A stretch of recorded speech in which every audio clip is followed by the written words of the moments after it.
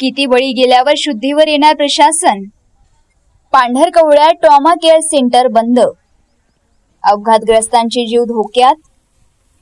हैदराबाद महामार्गावर दररोज अपघात, जखमींची तडफड आणि उपचारासाठी वेळेची शर्यत. अशा गंभीर परिस्थितीत पांढरकवडा उपजिल्हा रुग्णालय परिसरात उभारलेले ट्रॉमा केअर सेंटर मात्र वर्षानुवर्षे कुलूपबंद अवस्थेत पडून आहे. सुमारे 2014 मध्ये मोठ्या गाजावाजात मंजूर झालेले हे सेंटर आजही प्रत्यक्षात सुरू झालेले नाही.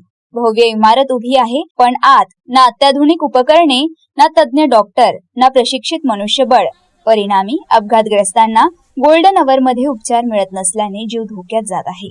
हैदराबाद मार्गावरील वाढते अपघात पाहता हे ट्रॉमा सेंटर जीवनदायी ठरले असते. मात्र प्रशासनाच्या उदासीनतेमुळे कोट्यवधींची इमारत धूळ खात आहे. नागरिक संतप्त होत विचारत आहे, आणखी किती बळी गेल्यावर ट्रॉमा केअर सुरू होणार? अपघातग्रस्तांना वेळेवर उपचार न मिळाल्याने त्यांचे हाल होत असून कुटुंबावर दुःखाचा डोंगर कोसळत आहे. शासनाने तात्काळ आवश्यक डॉक्टर, उपकरणे व कर्मचारी उपलब्ध करून हे केंद्र सुरू करावे, अन्यथा जनतेचा रोष तीव्र होण्याची चिन्हे आहे. जीव वाचवणारे केंद्र बंद ठेवणे म्हणजे प्रशासनाची गंभीर बेपर्वाई नाही का? मारेगाव वार्ता, वाजिद कुरेशी, पांढरकवडा, यवतमाळ.